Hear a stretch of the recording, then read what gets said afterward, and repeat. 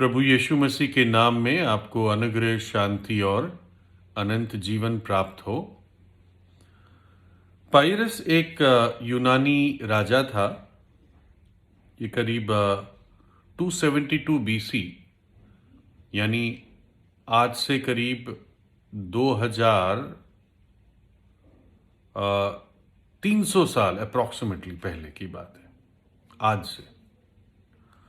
और ये यूनानी राजा था और एक स्टेट्समैन था। स्टेट्समैन वो होते हैं जो नेता होते हैं पॉलिटिकल, लेकिन प्रजा की चिंता करते हैं। नॉर्मल पॉलिटिशियंस प्रजा की चिंता नहीं करते, वो अपने पद पाने की कोशिश में रहते हैं। लेकिन स्टेट्समैन अलग टाइप के राजनेता होते हैं, कह सकते हैं अच्छे वाले होते हैं। और ये यूनान में मोलोशियंस गोत्र का राजा था और बाद में वो एक बड़े इलाका एपिरस का राजा बन गया। इस व्यक्ति का नाम पाइरस था और ये रोमी राज के विरुद्ध एक बहुत बड़ा इसको हमेशा दुश्मनी थी उनसे, रोमी राज से। और उसने कई सारी युद्ध रोमी सल्तनत से की और भारी इसने नुकसान भी उठाया। और इटली में जगह है सिसिली और अफ्रीका में है कार्थेज, जो आज का तुनिसिया है। तो उसने उस पूरे इलाके में वो युद्ध करके जीतने की कोशिश की, लेकिन वो हार गया और उसको भगा दिया गया। और आखिर में आर्गोस के युद्ध में पाइरस मारा गया, है ना। शायद बहुत लोग पाइरस को नहीं जानते, लेकिन पाइरस के साथ एक व्यक्ति होता था जो उसका एडवाइजर था, उसका सलाहकार था। उसका नाम था सीनियास, CINEAS, और वो भी उसी इलाके का था।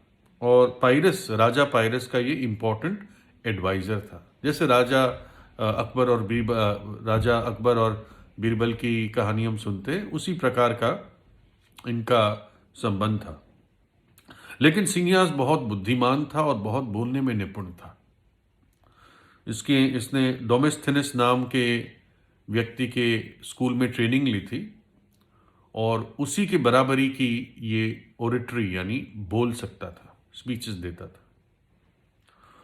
और कई जगह पाइरस ने सिर्फ सीनियास को भेजकर उसने लोगों से बातें की और वो शहर जीत लिए बिना युद्ध के। इतना सीनियास बुद्धिमान था और बोलने में निपुण था। और एक जाना माना हिस्सा है जो इन दोनों के बीच हुआ था, शायद इस पर कोई कविता भी लिखी गई है।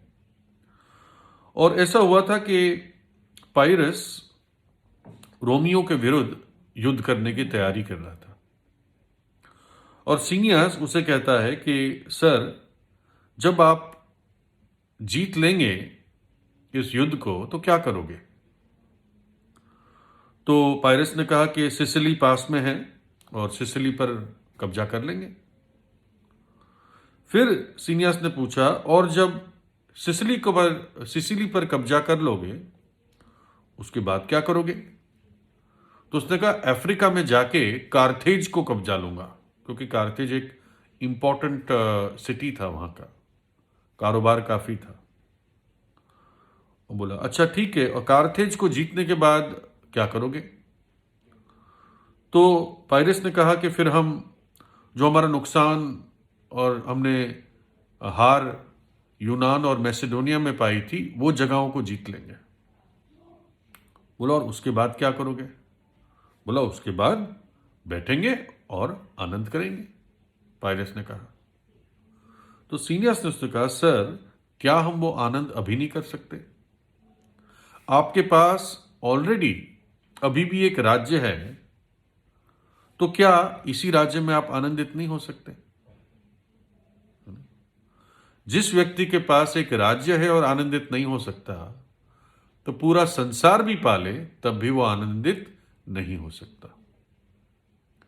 ये सीनियास ने पाइरस को बात समझाई, लेकिन वो माना नहीं। आखिर में वो हार ही गया और उसकी हार से एक नाम भी पड़ा है, पाइरस की विजय, यानी बेसिकली हार।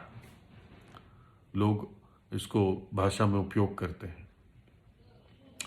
बाइबल कहती है मरकुस 8 अध्याय में, यदि मनुष्य सारे जगत को प्राप्त करें और अपने प्राण की हानि उठाए तो उससे क्या लाभ होगा, और मनुष्य अपने प्राण के बदले में क्या देगा।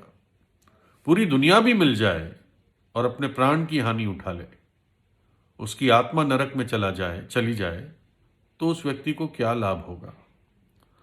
आपको मालूम है कि कई लोग धन के प्रेम में बहुत कुछ खो देते हैं। यहूदा स्क्रूती प्रभु यीशु का एक शिष्य था। उसने 30 चांदी के सिक्के के लिए प्रभु यीशु को पकड़वा दिया, बिट्रे किया, है ना। और फिर क्या हुआ, वो इतना अशांत हो गया, उसने अपने आप को पेड़ से टांग दिया और उसकी लाश नीचे गिरी और उसकी आंतें बाहर निकल गई। बाइबल कहती है पैसों का प्रेम सारी बुराई का जड़ है। पैसा नहीं, पैसों का प्रेम सारी बुराई का जड़ है। प्रभु यीशु ने कहा कि तुम परमेश्वर और मामोन, इन दोनों की सेवा नहीं कर सकते। मामोन ये पैसों का देवता माना जाता था उस समय में, और प्रभु यीशु ने कहा या तो तुम जीवित परमेश्वर की सेवा करो या तुम मामोन की सेवा करो, दोनों की सेवा नहीं कर सकते, है ना। लूका 18 में प्रभु यीशु ने कहा 24 में, धनवानों का परमेश्वर के राज्य में प्रवेश करना कैसा कठिन है।